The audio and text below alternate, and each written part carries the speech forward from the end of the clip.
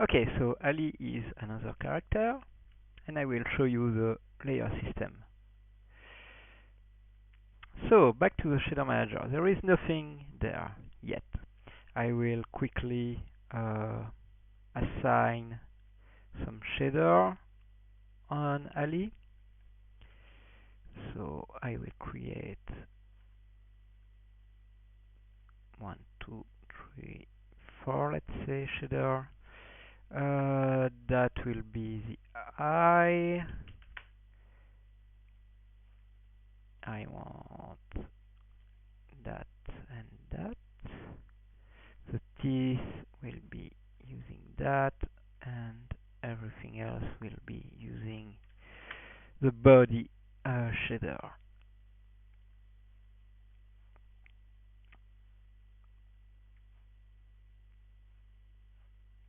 Okay, and the body for Ali is pink.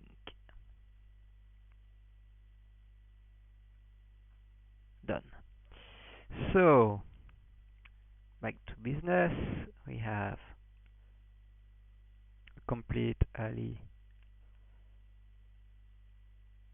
Or maybe I will do a different shader for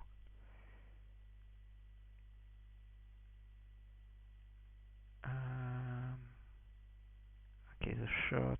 Oh, it's in one piece. Okay. Of course, I will smooth it. Okay, much better with some smoothing. And I can go back to the layer system. So, if I go to my layer 1, you can see that Maya switch automatically to the shader I'm selecting, and everything is gray. It means that everything comes from the main layer. So if I render, you can see that Ali has everything from the main layer. If I check that, everything will be removed. I have a clean slate. So it means that I can overwrite anything. Same for object properties. If I uncheck that, not smooth anymore. So it means that I can overwrite some shader. Let's say that now I want the eye shader on the brown. I can, no problem. If I want to override everything because I need a technical path, let's say utility shader. Okay, and I want it everywhere. Now everything will get the utility shader. Obviously, I need to set it to something meaningful. Let's say I want the normal of the geometry.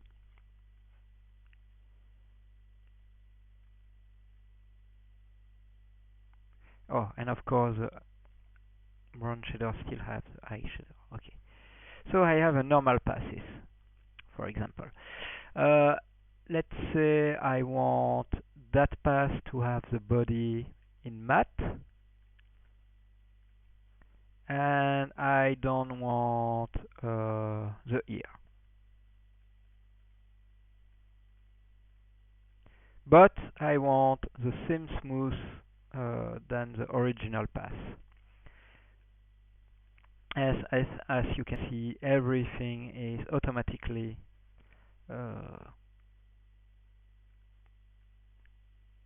taken in my layer. So if I switch back to the default render layer, you can see that everything is back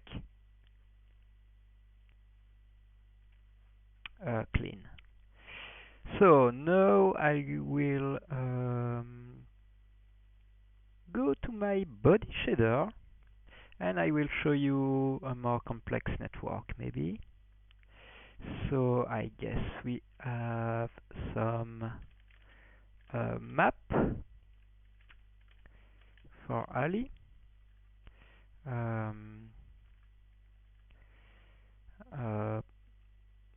probably some color map.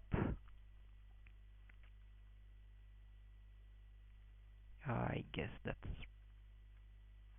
this one.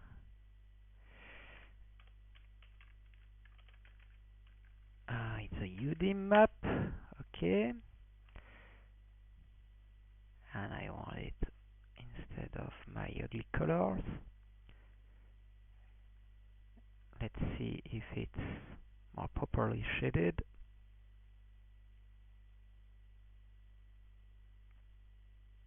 Yes. And Ali is not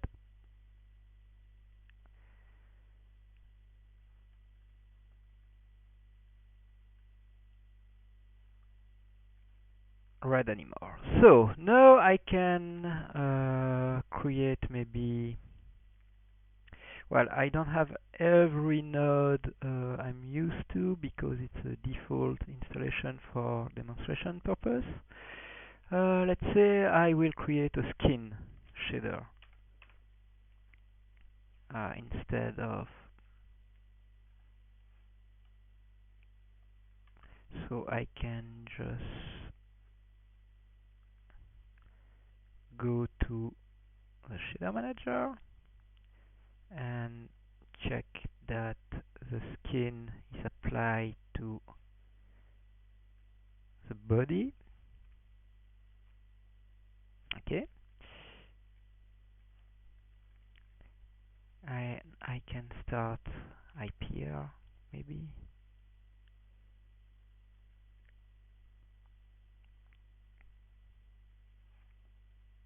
I don't know what are the settings for render here. The size. Okay, and maybe more neutral. Well, actually, maybe not that much. Okay. And let's say I want a noise shader for the skin. I know it doesn't make much sense, but again, demonstration. Okay, I will take a noise and I will plug it to my spec. And of course, I probably want to restart. Oh, it was not the spec.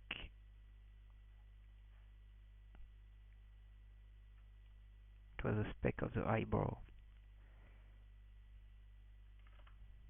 Okay, skin.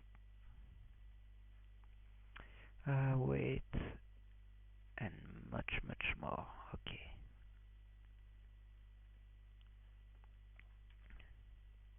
And probably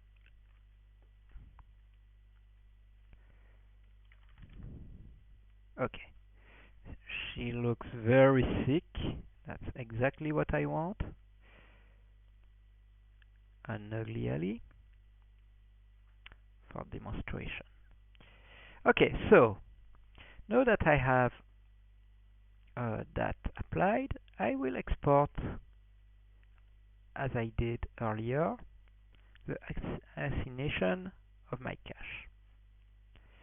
And I will go back to the folder having that cache, because again it's just sample script that will go directly in the same folder than the cache. You can modify them. Again, it's really up to your pipeline manager to handle that. But I will apply, and now I am back with everything. And you can see that it's much faster to export the scene because, well, it doesn't take anything from Maya anymore. It reads directly everything, so I can delete that, no problem. Everything is it's faster. There is no other way to tell it. I can still switch my layer, so it means that if I create the same layer in any scene, I will get my override properly done. No problem. And for the Maya shader, I can load this, and you can see that I see everything, the skin, even the utility shader. And you can see that I have every tab from the utility shader. So the mode, shade overlay, I can go to my skin, and I see every parameter I've changed. So I can change the texture on that and use a previous one, or I can change the global radius or the roughness of the specular, or even the octave on my noise. So, and remove the scattering or add the scattering I previously removed. And if I go to my render layer, to my manager, I can take now that ABC Maya shader to that. Let's say this setting as for shot 2, because in shot 2 it needs another version of the texture, and I need less noise. Body and body, and it will take the new value I've set inside Maya. Okay, so I can start IPR also, and probably alter some value. I think I can. Let's say I want no specular anymore. Okay, and no specular anymore. I want that layer back. I can have that layer back. So all is working iteratively.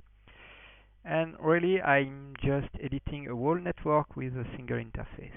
You can also edit how that is displayed to your user, but it allows you to change a particular shader on one scene without importing and exporting the shader in Maya.